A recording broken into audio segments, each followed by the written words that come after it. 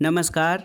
कहानी संसार में लीजिए सुनिए प्रसिद्ध महिला कथाकार और उपन्यासकार शिवानी की कहानी अपराजिता।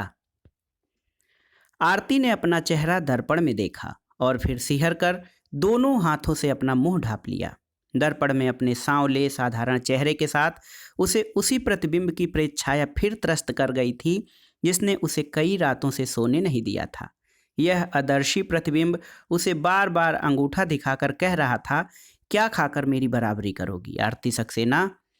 प्रतिभा को तो मनुष्य अपने परिश्रम से भी संवार सकता है, किंतु कितना ही परिश्रम क्यों न कर ले, विधाता के दिए कुत्सित चेहरे को वह क्या संवार सकता है।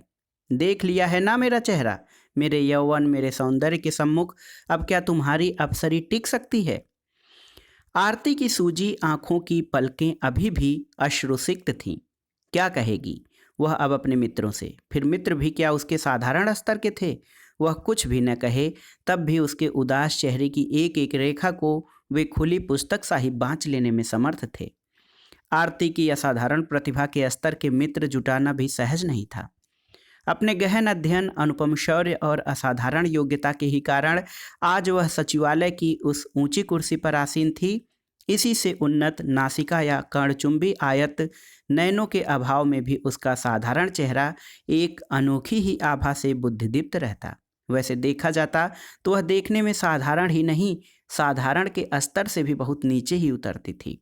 संकुचित ललाट, जुड़ी घनी भौहें और तीखे तेवर उसे और भी उग्र बनाकर देखने वाले को सहमा देते। उसका एकमात्र दर्शनीय अवयव उसकी सरबती आंखें थीं, जो परिवेश के साथ कदम मिलाती, बिजली की गति से अपना रूप बदलती रहती थीं।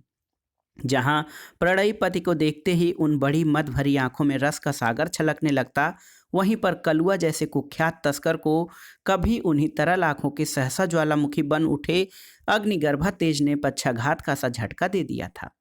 जब आरती ने उस छोटे से पिछड़े इलाके में अपने आबकारी विभाग की कलेक्टरी का पदभार पहली बार संभाला था, वह रूखी मर्दानी अफसर जितनी ही कर्मठ योग्य थीं, उतनी ही ईमानदार और प्रतिभा संपन्न थीं।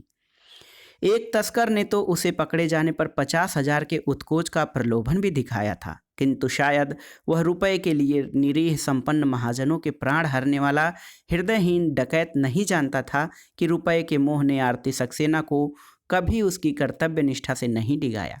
चाहती तो वह उसी क्षण पल दुगनी घोषित की जा सक रही उत्कोच रास को ग्रहण कर जीवन भर अपने रूपवान कृषकाय सहचर के साथ चैन की बंसी बजा सकती थी।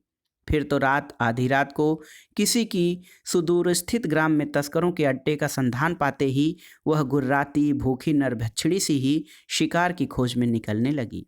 एक तो उसका जिला नेपाल की सरहद से सटा था, उस पर सीमांत का गहन अरण्य उनका प्रिय अड्डा था। 4 ही महीनों में उसने 3 छापे मारकर लाखों की हशीश अफीम बरामद कर ली थी। एक दिन वह ऐसे ही थकानप्रद दौरे से जीप से धड़धड़ाती अपने बंगले में पहुंची ही थी कि तहसील का एक धूर्त नापित उसे सूचना दे गया था, कलुआ हमारे गांव के ठाकुरों की बारात में आया है सरकार, पूरे 60-70 हजार का माल लिए है।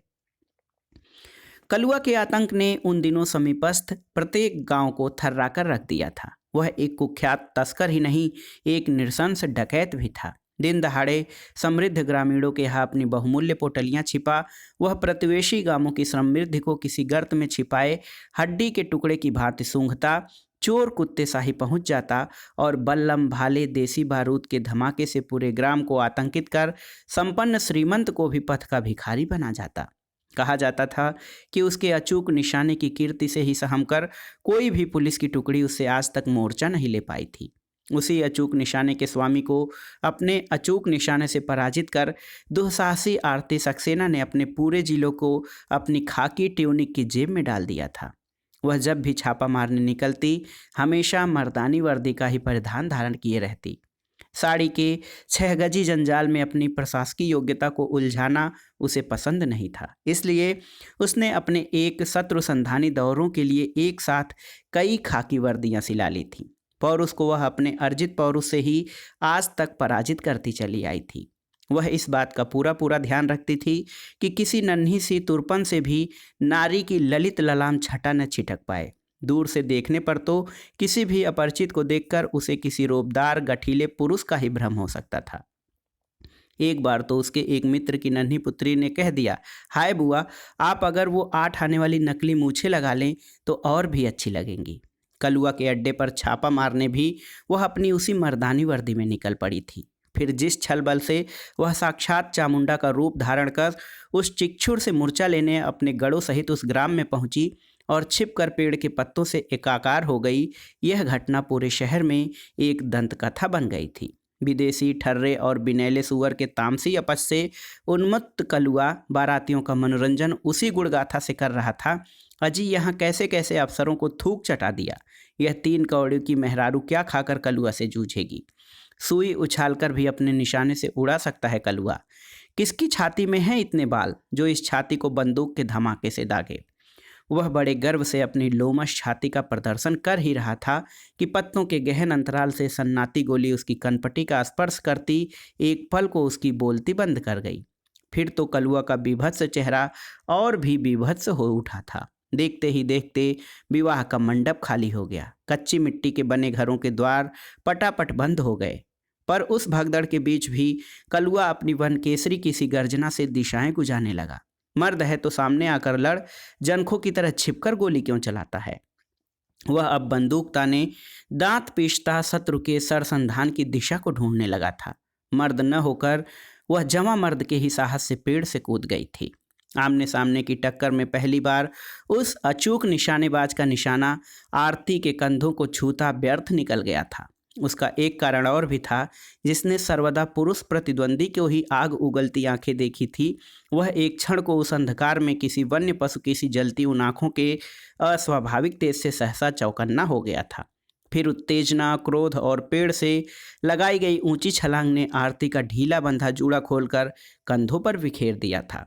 खुले केस, तमतमाया चेहरा और आरक्त चक्षुओं की उस ज्वलंत दृष्टि ने कलुआ का संतुलन छीन लिया। उसके मोटे होठों से भद्दी अश्लील गाली आधी ही निकली थी कि आरती की कुमुक ने उसे घेर कर जकड़ लिया। आरती को प्रशस्ति तो प्रचुर मिली ही थी, साथ ही उसके अनुपम शौर्य प्रदर्शन ने उसे उसी दिन से पुरुष सहकर्मियों की बिरादरी में बिना किसी रोक टोक के प्रवेश की अनुमति दे दी थी।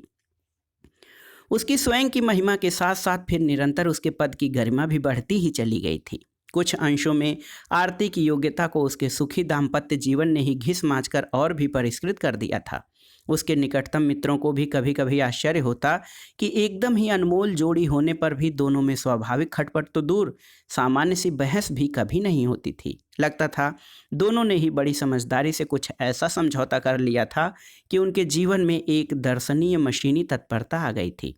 दिन भर दोनों समानांतर रेखाओं से बिलग रहते और संध्या होते ही वे दोनों रेखाएं एक दूसरे का अस्तित्व मिटाकर एकाकार हो जाती। न दोनों के स्वभाव में कोई साम्य था, न चेहरे मोहरे और न ही शरीर की बनावट में ही। आरती हृष्ट पुष्ट ऊंची महिला थी। उनके मदाक्रांत प्रौढ़त्व ने समय से कुछ पूर्व ही किसी बिन बुलाए अवांछित अतिथि की भांति टपक कर उसके यौवन को दुस्साहस से पीछे ढकेल दिया था। जीवन के 33 बसंतों में ही कनपटी के बालों से सफ़ेदी झांकने लगी थी। सचिवालय के कठिन कार्यभार ने चेहरों को सिकोड़ दिया था। पुरुषों के निरंतर साहचर्य से उठने बैठने हंसने बोलने में भी पुरुषोचित गरिमा आ गई थी। अराल अंगुलियों को यत्न से किया गया मैनिक्योर भी अब नहीं संवार पाता था। दिन भर कलम पकड़ने से अंगुलियों में गांठें उभर आई थीं, फिर भी उसकी सज्जा वाड़ी हंसी में कहीं भी शैथिल्य नहीं रहता। वहीं पर उसके पति राम भजन सक्सेना के नाम में ही किसी अर्दली के से नाम की खनक नहीं थी। पूरे व्यक्तित्व में ही सदैव किसी दीवार के ढह पड़ने का सा खतरा बना रहता। आरती प्राणांतक चेष्टा से ही अपने उस निपट गंवार पति को एक सुसंस्कृत नागरिक बना पाई थी। पितृगृह की समृद्ध में पालिता आरती ब्याह कर ससुराल आई तो उसका यही सुदर्शन सहचर मुंह में दतवन दबा लोटा लेकर दिशा जंगल जाया करता था। नाम का तो ग्रेजुएट था, किंतु सभ्य शिष्टाचार की वर्णमाला से उसका सामान्य सा भी परिचय नहीं था। अंग्रेजी बोलना तो दूर, पढ़ने में भी वह बुरी तरह हकलाता था। उस देहाती भजन का कायाकल्प कर दिया था आरती ने। शरीर अभी भी कृश था, किंतु उसकी वही कृशता उसके सुकुमार चेहरे को और भी कमनीय बना देती थी। वह ऐसा चेहरा था जिसे कभी पारसी थिएटर कंपनियां सजा धजाकर नारी रूप में अवतरित कर लाखों दर्शकों के हृदय विजित किया करती थीं। आरती के लिए वह भोलापति एक मोहक शिशु सा ही था। जिसे तरह तरह के उपहारों से लाद कर भी उसे कभी पूर्ण संतोष नहीं होता था, और वह भी पत्नी प्रदत्त प्रत्येक अलभ्य दामी उपहार के हाथ में आते ही अबोध शिशु सा ही किलक उठता। कहीं भी कोई अच्छा कपड़ा देखती, आरती चट से भजन के लिए खरीद लेती। चेक की न जाने किन किन सकरी गलियों में घूम वह उनके लिए चिकन के जालीदार कुर्ते बनवाती, कहीं से कारचोबी के नागरा बनवा लाती और कहीं से कोल्हापुरी चप्पलें। पत्नी की कलात्मक सुरुचि बेजोड़ थी, और उसी का संसर्ग उसके मोम की डली से पति को भी लग गया था। कॉन्वेंट शिक्षिता आरती की त्रुटिहीन उच्चारण भी भजन की जिह्वा पर नहीं उतरा। उसके अदब, कायदे, नम्रता, शिष्टाचार की छाया भी उसे निरंतर अपने आरक्षण के घेरे साथ साथ चलने लगी थी। आरती की दृष्टि में उसके पति का सबसे बड़ा आकर्षण था नारी मात्र के प्रति उसकी उदासीनता। उसकी मित्र पत्नियां मिलने वालियों में से एक से आकर्षक मुखरा चपला उर्वशियां थीं, किंतु मजाल थी कि कभी भजन उनसे हंसी चुहल तो कर ले। नारी रूप की प्रेरणा शक्ति उसके भोले महादेव का कभी स्पर्श भी न कर पाती थी। उसका संसार, उसका प्रणय निवेदन केवल अपनी रूपदार पत्नी तक ही सीमित था। वही उसकी एकमात्र उपास्य थी और वह उसका एकमात्र उपासक। जब तक सास जीवित रहीं, आरती की त्रुटिहीन सेवा के बावजूद उससे असंतुष्ट ही रहीं। हम तो उसी दिन जान गई थीं जब बचुआ उन्हें ब्याह के लाए थे। अजी कुछ जनानी लकार हो तो गोद भी भरे। वैसे बचुआ उसे अपने मन से ब्याह कर नहीं लाए थे, उनके दूरदर्शी पिता ने ही उन्हें वह उपहार भेंट किया था। आकंठ कर्ज में डूबे मुंशी जी का वह अकर्मण्य मंदबुद्धि पुत्र कई असफलताओं के पश्चात ग्रेजुएट बन पाया था। फिर पिता के ही एक मित्र ने उसके लिए बनस्पति घी फैक्ट्री में एक छोटी मोटी नौकरी भी ढूंढ दी थी।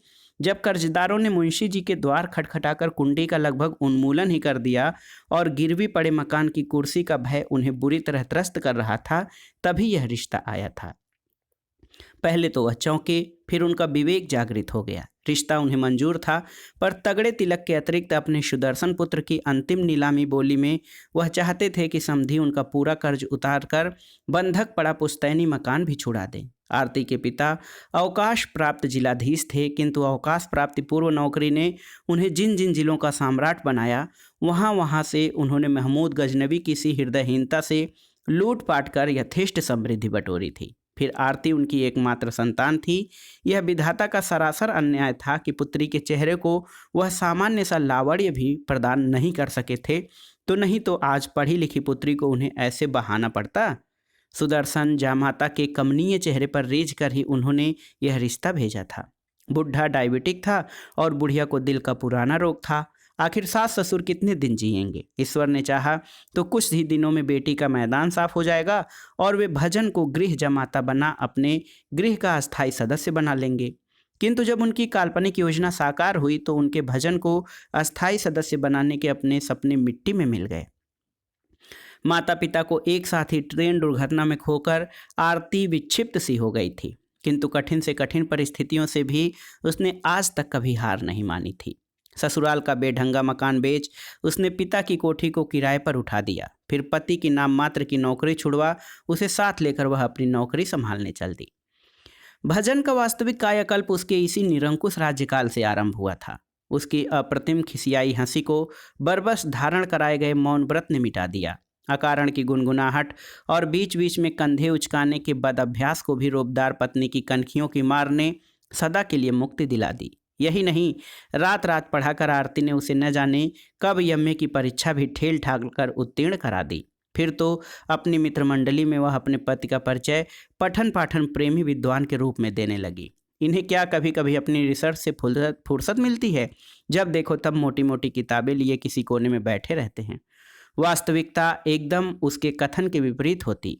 बेचारा भजन कोने में स्वेच्छा से नहीं बैठता था, उसे बैठा दिया जाता था, जिससे आरती की बौद्धिक गोष्ठी के बीच वह कहीं अपना कोई सस्ता सा चुटकुला न सुना बैठे। एक दो बार वह आरती को उसके मित्रों के सम्मुख ऐसे चुटकुले सुनाकर बुरी तरह अपदस्थ कर चुका था। आरती एक लोकप्रिय वरिष्ठ अफसर थी। आए दिन उसके यहाँ गोष्ठी जमती। उसकी मौलिक परिहास प्रियता, आनंदी स्वभाव, उदार मेजबानी उसकी गोष्ठियों को और भी मधुर बना देती। उसके दिए गए सहभोजों की शहर में विशेष ख्याति थी। जब भी उसके यहाँ पार्टी होती वह रुपया पानी की भांति बहा देती। भजन ऐसे अवसरों पर अपनी पूरी सामर्थ्य से जुट जाता। न जाने किन किन मंडियों में घूम घूम कर पसेरियों में सब्जी खरीदता। फिर स्वस्थ बकरे की एक एक रान की जांच परख कर बोटियां कटवाता। यहाँ तक कि मसाला पीसने में भी उसे नौकर पर विश्वास नहीं होता। आरती दफ्तर से लौटती तो देखती कच्छा बनियान पहने वह सिल बट्टे से जूझता पसीना पसीना हो रहा है। भजन, दिस इज टू मच। तुम इन हरामखोर पड़ोसियों को नहीं जानते, कहीं जान गए तो मेरी ही बदनामी करेंगे, वह कहती। किसे क्या पता कि हमने मसाले पीसे हैं। वह भले भोलेपन से हंसकर फिर मसाला पीसने लगता। बहादुर ने तो देख लिया है, घर का भेदी हर नौकर विभीषण होता है। भजन, किसी ने कभी फुसलाया तो चट से उगल आएगा कि मेम साहब साहब से मसाले भी पिसवाती हैं। कभी कभी आरती रुआंसी हो जाती, पर भजन को किसी के कहने सुनने की चिंता नहीं रहती। जब आरती ड्राइंग रूम की ओर अपनी सज्जा में व्यस्त रहती, वह रायते के लिए दही मथ रहा होता। घर का नेपाली नौकर बहादुर ही उसका एकमात्र प्रिय था। उसे भी यह मसाला पीसने वाला, मेम साहब के ब्लाउज पेटीकोट में इस्त्री करने वाला साहब बहुत पसंद था। न उसे कभी डांटता न डपटता। आरती को कभी कभी मीटिंग से लौटने में बड़ी देर हो जाती तो देखती स्वामी और भृत्य दोनों परमानंद से रेडियो लगाकर फिल्मी गाने सुन रहे हैं। कितनी भाग्यवान हो तुम आरती, उसकी मित्र सीमा चक्रवर्ती कहती थी। तुम्हारे पति की जगह कहीं मेरा हरेंद्र होता तो ऐसी दावत के बाद मेरी खैर नहीं रहती। तुम तो जानती ही हो वह एलाइड में है और मैं आईएएस हूँ। इस कॉम्प्लेक्स से वह कभी मुक्त नहीं हो पाता। कई दावतें ऐसी होती हैं जहाँ केवल मुझे ही निमंत्रित किया जाता है, बस फिर ये समझ लो कि पूरा महीना भर वह दावत मेरे सर से निकलती रहती है। आरती गर्व से मुस्कुरा देती, किंतु सहसा एक ही रात में वह उसकी सहज स्वाभाविक गर्वोत्मक मुस्कुराहट सूखे अधरों पर ही सूख कर विलुप्त हो गई थी। आज पहली बार जीवनोदधि की उद्धृत आनंदी तरंगों के बीच एक अदृश्य चट्टान की भयावह उपस्थिति उसे त्रस्त कर गई थी। कुछ ही क्षणों में उसका जीवन पोत उससे टकराकर चूर चूर हो जाएगा। दिन भर की क्लांति के पश्चात कभी कभी जब भजन अपने लचीले प्रणय निवेदन के साथ डरते डरते उसे बाहों में खींचने की चेष्टा करता तो वह इस बुरी तरह डपट देती कि बेचारा सहम कर पत्थर बन जाता। आज उन्हीं बाहों के विस्तृत घेरों में स्वयं ही सिमटकर खो जाने का उसका आर्द्र हृदय व्याकुल हो रहा था। विवाह से पूर्व डाइटिंग के चक्कर में जब वह ग्रास भर खाना खाकर ही उठ जाती तो उसकी माँ उसे टोकती थी, बेटी ऐसे ही खाना कम करोगी तो एक दिन आते से कुड़ जाएंगी और भूख एकदम ही मर जाएगी। यही शायद भजन की अभूख का कारण भी था। उस क्षुद्रांत भिक्षुक को उसने ही तो तीव्र भरतर्षणा से न जाने कितनी बार द्वार से भूखा ही लौटा दिया था। पर तब क्या वह जानती थी कि उसके शिशु से सरल पति को उस मायावी गुरु का चक्कर बांध रहा है। कुछ महीनों से वह पति की विचित्र गतिविधि को देख शंकित अवश्य हुई थी, पर फिर अफसरों का शत्रु मार्च महीना सिर पर चढ़ आया था। न जाने कितने बिल, कितनी फाइलें और चिड़ियाघर के बंद पिंजरे में गुर्राते बबरशेर सी गर्जना में उसके सचिव का लेजा बीच बीच में अलग ही धड़का रहे थे। क्या करती बेचारी, थकी मांदी आती और भजन से थोड़ा इधर उधर की बातें कर सो जाती। अचानक एक दिन आरती की नींद टूटी तो देखा पार्श्व के पलंग से भजन गायब है। उसने सोचा शायद बाथरूम गया है। वह फिर नींद में डूब गई। थोड़ी देर बाद अपने कद्दावर अल्सेशियन का भौंकना सुन वह चौंक कर उठ बैठी। पलंग अभी भी खाली था। जिस कोने की ओर मुंह किए जय की भौंक रहा था उधर ही उसकी दृष्टि स्वयं मुड़ गई। न जाने कब से उसके पार्श्व से उतर भजन चटाई बिछा शीर्षासन की मुद्रा में मूर्ति सा स्थिर उल्टा लटका था। उसकी सतर देह काट सी तनी थी। सिर के बालों ने लंबोतरे चेहरे को पूरी तरह ढक लिया था। जय की स्वामी की परिचित देहगंध से भी आश्वस्त नहीं हो पा रहा था। चुप कर जय की, आरती ने उसे झपटा। फिर अपनी झुझलाहट को यथासाध्य संयत कर उसने उल्टे लटके भजन के कान के पास मुंह सटाकर पुकारा, भजन, भजन डार्लिंग। पर भजन डार्लिंग ने तो जैसे परम पद पा लिया हो। संसार में होकर भी वह संसार में नहीं था। आरती का साहसी कलेजा भी बुरी तरह धड़क उठा। दिल्ली, मसूरी, मद्रास की वह अपनी सारी अफसरी कवायद भूल बिसर कर रह गई। बड़ी देर बाद वह सीधा होकर बैठा तो आरती सहम कर स्वयं ही पीछे हट गई। यह तो उसका पति नहीं था। चेहरे पर की दिव्य मुस्कान और अर्धोन्मीलित दृष्टि न जाने किस अदृश्य शांति के सागर में डुबकियां लगा रही थी। यह सब क्या कर रहे हो भजन, इतनी ठंड में नंगे बदन? वह चिंतातुर व्यग्र होकर पति को बरबस पार्श्व में खींच लाई और कंबल उठा दिया। You have a very big chest भजन। याद नहीं पिछली बार इन्हीं दिनों तुम्हें ब्रांको न्यूमोनिया हो गया था? इस बार कुछ हो गया तो मैं कुछ भी नहीं कर पाऊंगी। तुम्हें पता है ना, मुझे एक सेमिनार में नैनीताल जाना है। भजन ने कोई उत्तर नहीं दिया। बड़ी देर तक पति का हाथ मुट्ठी में कसकर दाबे दाबे ही आरती फिर गहरी नींद में डूब गई। जब उठी तो उसका पार्श्व पर्यंक फिर सोना था। उसने ड्रेसिंग गाउन डाला, सब कमरे देखे, बाथरूम देखा, फिर बहादुर की पेशी की। क्यों बहादुर साहब, कहीं गए हैं क्या? उस एक प्रश्न को पूछने में उस आत्मसम्मानी प्रखर नारी को कितनी ही सूखी सिसकियां कंठ प्राचीर से टकरा टकरा कर उसका कलेजा निचोड़ गई थीं। उसका पति आज तक उसे बिना पूछे कभी बाथरूम तक नहीं गया था। ये हरामखोर बहादुर भी जानता था, फिर भी उसी से आज पति के पलायन की कैफियत मांगने में वह धरती में धंस गई थी। जी साहब तो आजकल रोज दोपहर में गुरु जी के पास जाता है, आज जल्दी चला गया। उसका चपटा चेहरा स्वामी की कीर्ति से उद्भासित हो और भी चपटा लगने लगा था। गुरुजी? कौन गुरुजी? नागा बाबा है हजूर, तन पर बस्तर नहीं। साहब हमको भी एक दिन ले गया था, कहता था बहादुर हम भजनानंद बन गया तो तुमको भी साथ ले जाएगा। आरती को लगा वह बेहोश होकर उसी मूर्ख के सामने कहीं कोई दृश्य उपस्थित न कर बैठे। ठीक है, तुम नाश्ता तैयार करो, साहब के आने पर ही मैं चाय पीऊंगी। और न जाने कब तक वह अवश कुर्सी में ही बैठी रही, जिसे उसने किसी जंगली भेड़िए की मान से छुड़ाए बुल्फ बॉय की ही भांति अपने बुद्धि नय पूरे से सुसंस्कृत समाज का सम्मानित सदस्य बना लिया था। वह उसके किस अयत्न से प्रताड़ित होकर सहसा अनुशासन का बंधन तोड़ गया था। जब वह लौटा तो उसके नग्न तन पर देहाती लाल अंगोछे का ह्रस्व परिधान देख आरती का चेहरा तमतमा उठा। कहीं उसकी सुरुचिपूर्ण मित्रों की बिरादरी उसे देख लेती तो वह कहाँ मुँह छिपाती फिरती। किंतु इस अद्भुत अनुशासन प्रिय नारी को विधाता ने हाथ में आई शक्ति का दुरुपयोग करना नहीं सिखाया था। हृदय क्रोध की उत्तुंग तरंगों से उद्वेलित होने पर भी वह जिह्वा को संयम के अंकुश से साधने में समर्थ थी। वह जानती थी कि व्यर्थ की चिलगोहार मचाकर वह अपने नौकर की इधर उधर बातें लगाने की प्रवृत्ति को ही प्रश्रय देगी। आज तक उसका विवाहकाश दाम्पत्य जीवन की कटुता से कभी म्लान नहीं हुआ। आओ भजन, उसने अपने मधुर स्मित से अपने निगरगंड सहचर का आह्वान किया। मैं कब से चाय लेकर बैठी हूँ। नित्य की भांति उस दिन भी आरती की मेज दर्पण सी चमक रही थी। चांदी का टी सेट, 2 प्लेटों में 5 अंडे, कुरकुरे, टोस्ट, पॉरिज और चांदी की तस्तरी में मेवे। कृपण पिता की अटूट धनराशि की आरती के नित्य प्रति के भोजों में ऐसी ही तृतीय गति होती थी। तुम खा लो, बहादुर से कहो मेरे लिए 1 गिलास दूध लाए, मैं आज से अंडा नहीं खाऊंगा।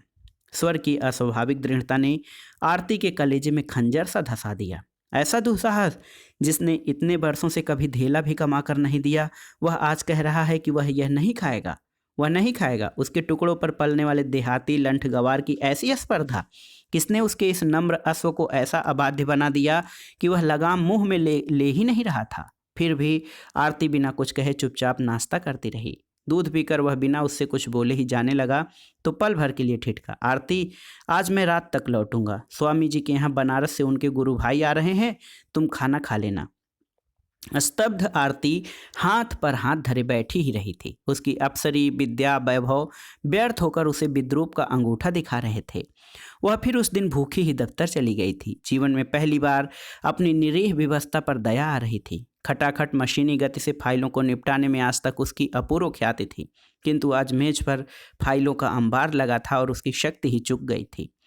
आज तक वह अपने अनुभव पिता की ही सीख पर चलती आई थी। बेटी, फाइलों को हमेशा घोड़े समझकर ही खटाखट दौड़ाती रहना। बहुत दिनों तक अस्तबल में बंधा घोड़ा खुलने पर कभी कभी मालिक को भी गिरा देता है, पर आज उसकी कलम अचल होकर बार बार बिदक रही थी। क्या वह स्वयं अपने इस दुर्भाग्य के लिए उत्तरदायिनी नहीं थी? अप्सरी की अकड़ में तनी वह भूल गई थी कि वह एक पत्नी भी है। एक म्यान की 2 तलवारें ही आज परस्पर टकरा गई थीं। इनमें कोई संदेह नहीं कि वह एक कुशल अफसर की ख्याति का सर्वोच्च सम्मान पा चुकी थी। कैसे कैसे खूंखार नर व्याघ्र से सचिवों से उसने आज तक डटकर ही मोर्चा लिया था। विधानसभा के प्रश्न हो या शासन संबंधी कोई नया सुझाव, बिना उसकी सम्मत के आज तक उसके किसी भी सचिव ने कोई महत्वपूर्ण निर्णय नहीं लिया था। हाथ में कलम थामते ही उसका कुत्सित चेहरा एक अनोखी आभा से उद्भासित हो उठता। उलझी सी उलझी फाइल के झाड़ झंखाड़ को भी वह कलम से ऐसे उखाड़ कर सुलझा देती कि लगता कोई अनुभव कुशल माली जंगल बनी बंजर भूमि को खुरपी से गोड़ गाड़ सुघड़ बना गया हो। वास्तव में उस नारी के श्रेष्ठ विधाता ने दफ्तर की कुर्सी के लिए ही की थी। उसकी गोदी के लिए यदि शिष्य किलकता भी तो वह किलक कभी स्वाभाविक नहीं लगा सकती थी। दिन भर की थकी मादी घर लौटती तो भजन उसका हंसकर स्वागत करने द्वार पर खड़ा रहता। संध्या होते ही वह उसे बगल में बिठाकर अपनी मित्र मंडली से मिलने पहुंच जाती। यहाँ कभी कभी भजन के निरीह पौरुष को लेकर उसके मित्र परिहास की चुटकियां भी लेते, किंतु स्वयं आरती के शब्दों में उसका बौद्धिक पति उसके तुच्छ हास परिहास में कभी भाग नहीं ले सकता था। इसी से बेचारे के हाथ में जबरदस्ती किसी जटिल पुस्तक का गरिष्ठ चिखौना ठूस उसे अलग से बिठा दिया जाता। आज उसने अपने उसी निरीह पति की अनुशासनहीनता उसे डंक देने लगी थी। फिर उसके नाजुक चेहरे, भोली हंसी से भी अधिक आकर्षक थी उसकी निस्वार्थ सेवा भावना। पूरी गृहस्थी का भार स्वेच्छा से ढोने का दास्य भाव। वह इतनी आदी हो चुकी थी, उसके बिना उसके जीवन का एक एक पल व्यर्थ हो उठा था। एक दिन जब वह दफ्तर से लौटी तो भजन घर पर नहीं था। संकोचवश वह बहादुर से कुछ पूछ नहीं पाई, पर जब रात तक वह न लौटा तब वह शंकित होने लगी। बहादुर से कुछ पूछती भी कैसे? वह उसके लिए कितनी लज्जा की बात होगी कि घर के नौकर से वह यह पूछे कि साहब कहाँ गए हैं। और कोई साहब होता तो शायद पत्नी को पूछने में संकोच नहीं होता, किंतु बहादुर तो जानता था कि उसके साहब की दिनचर्या की एक एक पल घटिका भी मेम साहब के आंचल की गांठ में अब तक बंधी रही है। वह उदास बैठी चाय पी रही थी कि सिर झुकाए बहादुर स्वयं ही आकर उसके सामने खड़ा हो गया। मेम साहब, उसने कांपते कंठ से उसे संबोधित कर फिर अपना सिर झुका लिया। क्या बात है? स्वर में अभी भी अनुशासन की कड़क थी। साहब चला गया मेम साहब, अब कभी नहीं आएगा। क्या? उत्तेजित होकर आरती कुर्सी से उठ गई थी। हाँ मेम साहब, साहब को गुरुजी ने दीक्षा दे दिया है। आज हमसे बोला है बहादुर अब हम जा रहा है, कभी नहीं लौटेगा। भजन के इस दुस्साहसी पलायन ने आरती की चेतना ही हर ली थी। न जाने कब तक वह मूर्ति सी अडिग उसी कुर्सी पर बैठी रही थी। मेम साहब, बहादुर के सहमे स्वर ने उसे एक बार फिर चौंका दिया। क्या है बहादुर?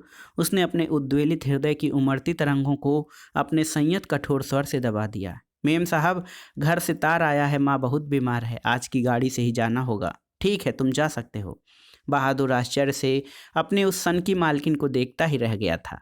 पहले क्या कभी उसने एक दिन की भी छुट्टी ऐसे दी थी? छुट्टी का नाम लेते ही वह भड़क उठती थी, किंतु आज वह बहादुर की छुट्टी के समाचार से प्रसन्न ही हुई थी। वह तो भजन के पलायन का एकमात्र साक्षी था। वह चला गया तो अपने दुर्भाग्य प्रकरण को अपने तक ही सीमित रख सकती थी। भाड़ में जाए भजन। गोबर का कीड़ा गोबर में सड़ सड़ कर मरना चाहे तो दोष उसका नहीं था। अपने एकांत को उसे अब अपनी बहुचर्चित गरिमा के साथ ही स्वीकार करना होगा। बहादुर को घर भेज वह दफ्तर चली गई। जब लौटी तो घर सूना उसे एक बार फिर काट खाने को दौड़ा। नहीं, ऐसे हथियार डालकर काम नहीं चलेगा। उसे एक और अवसर अपने उस मूर्ख अकर्मण्य पति को देना ही होगा। डूबती मुंडी का बाल पकड़कर एक बार खींचकर देखेगी और फिर भी यदि वह डूबना चाहे तो डूबे। सारी रात वह बेचैन करवटें बदलती रही। फिर पौ फटने से पहले ही वह नहा धोकर तैयार हो गई। पति के निठल्ले गुरु का पता लगाने में उसे कोई कठिनाई नहीं हो सकती थी। शहर से दूर जिस अरण्य में उस रमते जोगी का आश्रम था, उसका पूरा नक्शा वह बहादुर से पूछ पाछ कर अपनी डायरी में उतार चुकी थी। पड़ोस के फ्लैटों की पूरी कतार जब गहरी नींद में डूबी थी, आरती सक्सेना अपने फ्लैट में ताला लगा कार निकालकर अकेले ही अपने मूर्ख पति को ढूंढने निकल पड़ी। किंतु दुर्भाग्य उसके साथ शायद कदम से कदम मिलाकर चल रहा था। लोहे लक्कड़ से भरे एक ट्रक की टक्कर के पश्चात उसे चालक की भद्दी गाली और उड़ती जटिल दाढ़ी ही झलक दिखी। फिर ललाट से बहती अपनी ही रक्तधारा को देख वह चीख मारकर बेहोश हो चुकी थी। जब होश आया तो वह अस्पताल में थी। उसके असंख्य मित्रों की चिंतातुर दृष्टि उसे सहसा फिर दुर्बल बना गई। वह जीवित रह गई, इससे बड़ा दुर्भाग्य और क्या हो सकता था। निश्चय ही उसके अंतरंग मित्र भजन को ढूंढते रहे होंगे। क्या कहेगी अब उसने? पत्नी की ऐसी दुख भरी अवस्था में उसे खबर करने के लिए उसे पता मांगेंगे तो क्या वह उन्हें इस अरण्य का पता दे पाएगी? क्लांत अवसन्न पलकों को उसने अकारण ही मूंद लिया। चोट उतनी गहरी नहीं थी। ललाट पर सामान्य सा घाव था। बाएं पैर की हड्डी में छोटी सी दरार आ गई थी। यह सचमुच ही दैवी कृपा थी कि उस जहाज से विशाल ट्रक की टक्कर भी न उसकी नाजुक कार का बाल बांका कर पाई थी, न स्वयं उसका ही।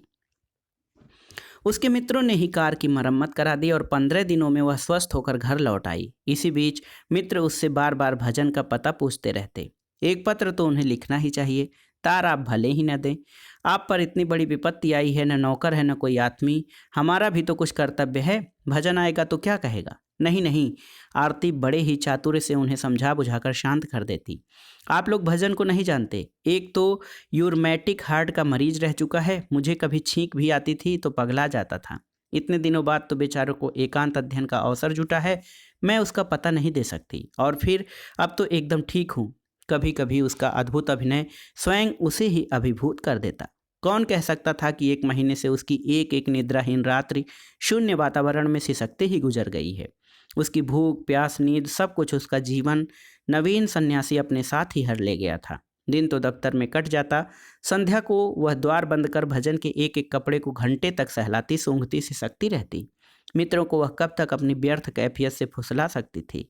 एक दिन आधी रात को उसने अपना निर्णय ले ही लिया। एक प्रयास को तो विधाता ने व्यर्थ कर दिया था, अब वह एक बार अपने दुर्भाग्य से फिर जूझेगी। जीवन में आज तक उसने क्या कभी हार मानी थी? रात भर बैठकर उसने पति के गुरु से अपने वार्तालाप की भूमिका तैयार की। क्या क्या कहना होगा, कैसे कहना होगा, सब कुछ उसने अपनी डायरी में नोट किया। और जब दफ्तर जाने लगी तो पति संधान के लिए निकाली गई अपनी साड़ी भी मैचिंग ब्लाउज पर्स के साथ पलंग पर सजा गई। एक जरूरी मीटिंग के चक्रव्यूह से जब वह निकली तो संध्या हो गई थी। घर लौट स्वयं चाय बनाने, मुंह हाथ धोने में प्रगल्भा संध्या और प्रगाढ़ हो गई। तेजी से कार ड्राइव करने पर भी गंतव्य तक पहुंचने में उसे 45 मिनट लग गए। गाड़ी उस गहन अरण्य में नहीं जा सकती थी। पास ही अरहर के खेत के साए में गाड़ी लाग कर वह उतरी तो कलेजा धड़क रहा था। क्या पता भजन के गुरु अपने शिष्य के साथ डेरा डंडा उखाड़ किसी और अरण्य में चले गए हों। जोगी और सांप का क्या कोई घर होता है? वह हमेशा अपनी टार्च साथ रखती थी, किंतु उस दिन पहली बार मानसिक अशांति ने उसे ऐसा विभ्रांत कर दिया था कि वह टार्च साथ रखना भी भूल गई थी। बड़े बड़े काशगुच्छ बार बार उसे उलझा रहे थे। उधर एक कटीली झाड़ी बौराए कुत्ते से उसकी साड़ी की सुनहरी जरी में उलझ गई। उसे छुड़ाने लगी तो गोखरू कांटों के गुच्छे का गुच्छा पूरी हथेली की खाल उधेड़ कर रह गया। विवशता और खींच के आंसू उसकी आंखों में झलक आए। आज भजन ऐसी मूर्खता नहीं करता और इस भंड स्वामी के चक्कर में नहीं पड़ता तो प्रदेश की वह वरिष्ठ अफसर उन अभागे जंगली कांटों में ऐसे उलझती भला। हाथ के कांटे निकालकर वह फिर आगे बढ़ी। दूर दूर तक फैले गहन अंधकार के निस्सीम शून्य सागर के बीच वह तुच्छ तनुड़ी सी ही डगमगाती खड़ी थी कि बड़ी दूर टिमटिमाती एक बत्ती के क्षीण आलोक ने उसे आश्वस्त किया। निश्चय ही यह उस मूर्ख के आश्रम की बत्ती होगी। उसका अनुमान ठीक ही था। एक लंबी संकरी निष्पत्र यूकेलिप्टस वृक्षों की परिधि पार कर वह आश्रम के द्वार तक पहुंची और ठिठक कर खड़ी रह गई। अश्वत्थ के मोटे तने के पीछे दुबकने में उसने फिर विलंब नहीं किया। इतने दिनों बाद उस प्राण प्रिय चेहरे को अचानक देख वह क्षण भर को अपना मानसिक संतुलन ही जैसे खो बैठी थी। फूस की छाई, झोपड़ी के गोबर से लिपे प्रांगण में धधकती धूनी की रक्तिम लपटों में ताम्रवर्णी बने उस चेहरे को एकदम ही अपरिचित बना दिया था। एक ही महीने में उस सुदर्शन चेहरे की कैसी गत बन गई थी। जिन बालों को वह स्वयं शहर के सबसे महंगे सैलून में जाकर अपने निर्देशन में कटवाती छटवाती थी, उनकी रूखी लटों पर राख उड़ रही थी। शरीर पर कपड़े का चीथड़ा भी नहीं था। हाथ में पकड़ी चिलम के संकीर्ण मुख में वह धूनी से अंगारे रखता फूंकता जा रहा था। नग्न अवघड़ शरीर पर ही नहीं, सुचिक्कन कपोलों पर भी राख की मोटी तह थी। जिन रेशमी जुल्फों को विदेशों से आयात की गई क्रीम से संवारती थी, उन पर जैसे मुट्ठी भर राख अभी अभी बिखेरी गई थी। लगता था वह कच्ची मिट्टी के ढेर में किसी नादान गधे की भांति लोट पोट कर उठ बैठा है। धधकती चिलम को ओठों से लगा दम खींचते ही वह बुरी तरह खांसने लगा था। देख रहा है बेटा केवलानंद, महीना भर हो गया पर यह रहा बौड़म का बौड़म, अभी तक सप्तमी का दम लगाना भी नहीं सीख पाया। पहला कश खींचते ही ससुरा खांसते खांसते औंधिया जाता है। लौंडिया है रे क्या? ही। गुरु की उस विभत्स अश्लील हंसी को सुनते ही आरती भय से ठंडी पड़ गई। बाप रे बाप, जैसी भयंकर हंसी थी वैसा ही भयानक चेहरा भी। नग्न दिगंबर, सारे बदन में राख का प्रलेप, ऊंची उठी उलझी जटाओं के उत्तुंग उभार को फिर गुरु ने बम बम कर खोल लंबी लटों की यौनिका अपने नग्न अस्तकंधों पर बिखेर दी। भजन के हाथ से चिलम छीनकर वह फिर अपनी लाल अंगारे सी आंखें ललाट पर चढ़ा जोर जोर से कश खींचने लगा। ले भजन रंद, ऐसे कस खींच, समझा? अनेक दुर्धर्ष सचिवों से मोर्चा लेने वाली, अपनी अद्भुत प्रतिभा से पुरुष सहकर्मियों को सदैव पराजित करने वाली अपराजिता आरती गुरु की गर्जना सुन जिस पीपल के नीचे खड़ी थी, उसी के निरीह पत्ते सी ठक ठक कांपने लगी। रामदासी, गुरु ने हाक लगाई, बाहर आ और इस छोकरे को जरा चिलम पीना सिखा। आए हैं ससुर बैरागी बनने, कलेजा है पिद्दी का। रामदासी आकर भजन के पीछे हंसती खड़ी हो गई। गिरुआ ऊंची बंधी धोती का फेटा उसके सुडौल बक्षस्थल का महा औदार्य से प्रदर्शन करता उसकी भव्य ग्रीवा से लिपटा था। वन्य मृगी के से चपल आयात नयनों से परिहास की असंख्य कीड़े फूट रही थी। उन्नत नासिका के नीचे होठों की गढ़न ही शायद ऐसी थी कि लगता था निरंतर किसी उपहास करती उसे अपदस्थ कर रही हो। नाम मात्र को धारण किए गए संक्षिप्त परिधान के लिए उस श्यामल चेहरे पर किसी भी प्रकार का अप्रतिभ भाव नहीं था। सहज सिद्ध अधिकार से उसने फिर वही बंद अधरों की रहस्यमयी मुस्कान के साथ गुरु के हाथों से चिलम ली और बड़ी ही स्वाभाविक अंतरंगता से भजन के पास बैठकर उसे चिलम पकड़ना सिखाने लगी।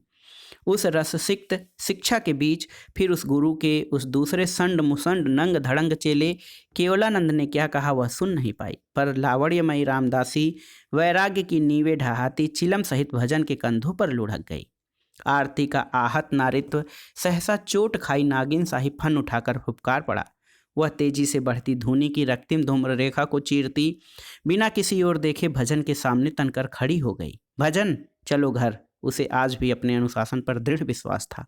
एक बार आंखें चार होने पर भजन अब भी उसके आदेश की अवहेलना नहीं कर सकता था, पर पति की गांजे के दम से आरक्त दृष्टि धूमि की धूम्र रेखा पर ही निबद्ध थी। उसने एक बार भी आंख उठाकर आरती की ओर नहीं देखा। चिलम एक जलती लकड़ी से टिका। वह एक लंबे चिमटे से आग को अकारण ही ऐसे उभारने लगा जैसे पास खड़ी जीवन सहचरी को उसने देखा ही न हो। भजन, घर चलो। इस बार के अस्फुट आर्त स्वर में केवल समर्पण था, अनुशासन नहीं। घर। भजन का कंठ स्वर भी गांजे के दम ने बदल दिया था। उसमें अब कोमलता नहीं, तीव्र खड़ज की तीखी खनक थी। मेरा कोई घर नहीं। हा हा हा। आरती का चेहरा सफ़ेद पड़ गया था।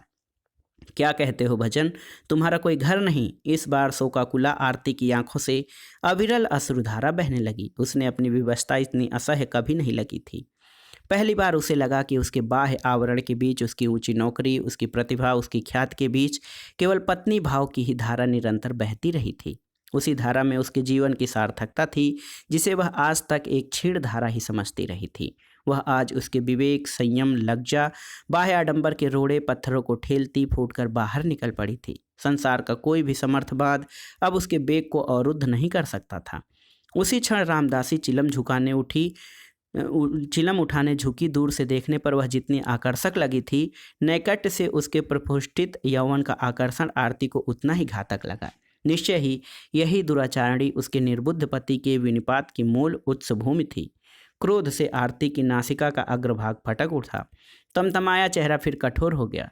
क्षण भरपूर क्या इसी मायाविनी के पास में बंधने भजन सिद्धार्थ बना अपने सुसज्जित वातानुकूलित भवन, सुसूचिता अप्सर पत्नी के सुदीर्घ सुखद साहचर्य को भूला इस बीहड़ अरण्य में भटक गया था। उस अपरिचिता स्वयंवृत्त सौत के प्रति उसे घृणा ही अधक हुई थी, क्रोध कम। तुम यहाँ क्या करती हो? उसने उस रोबीले स्वर में पूछा जिसमें वह कभी कभी अपने चपरासी फर्राशों को सचिवालय की बेंचों पर ऊँघने के लिए डपटती थी, किंतु उस प्रश्न की कड़क पद्मपत्र पर पड़े जलबिंदु से ही व्यर्थ ढलक गई। जिससे प्रश्न पूछा गया था उसकी निर्भीक दृष्टि में किसी को कुछ न समझने वाले दर्प की झलक ही उभर आई थी। आरती के प्रश्न का उत्तर दिए बिना ही वह अबाध्य छोकरी चिलम की राख वहीं झाड़ती रही। इस बार आरती बौखलाकर पत्थर की मूर्ति से जड़ बैठे उस अवघड़ गुरु पर बरस पड़ी। तुम जैसे भंड स्वामियों को मैं खूब जानती हूँ।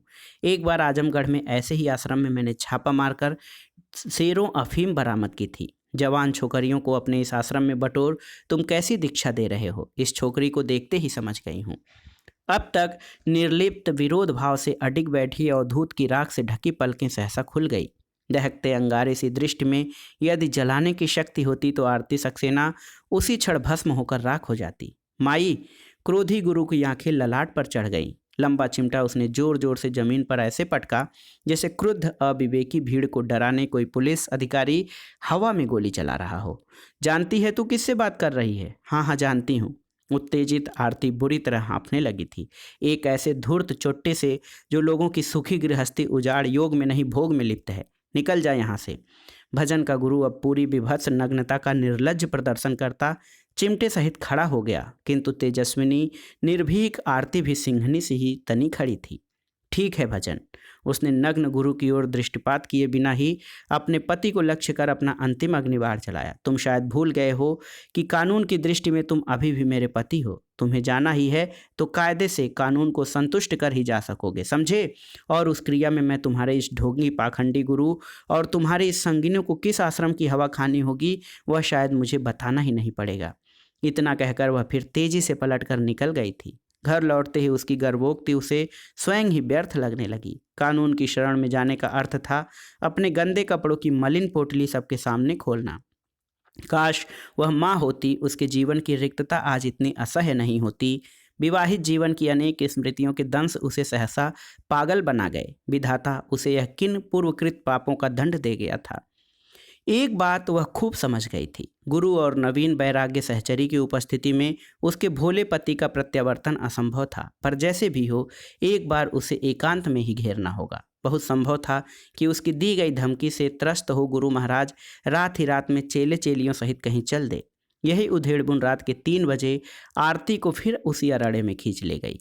नक्षत्र खचित व्योम के नीचे वह उसी अश्वत्थ से लिपटी व्यर्थ अभिसारिका बनी खड़ी रही। कुटिया के मुद्दे द्वार जब खुले तो वह एक पल को थरथराकर वहीं बैठ गई। ओह, भजन ही था यह अलमस्त चाल, लंबे गोरे हाथ में लोटा और मुख में दतौन।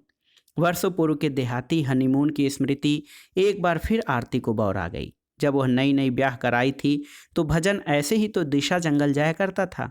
आरती ने अपने को और भी पीछे दुबका लिया। भजन लोटा लिए उसी अलमस्त चाल से नदी की ओर बढ़ता गया। पीछे पीछे दबे पांव रखती जीवन सहचरी भी चली आ रही थी, यह उसने नहीं देखा। कार के पास पहुंचकर वह एक क्षण को ठिठक कर खड़ा रह गया। तभी आरती ने बिजली की तड़प से उसके हाथ से लोटा छीन दूर पटका और हाथ खींचकर उसे कार में बिठा हवा की गति से कार भगा दी। तो दोस्तों, ये थी शिवानी की लिखी प्रसिद्ध कहानी अपराजिता। कहानी कैसी लगी हमें कमेंट बॉक्स में ज़रूर बताइएगा। कहानी सुनने के लिए धन्यवाद दोस्तों। नमस्कार।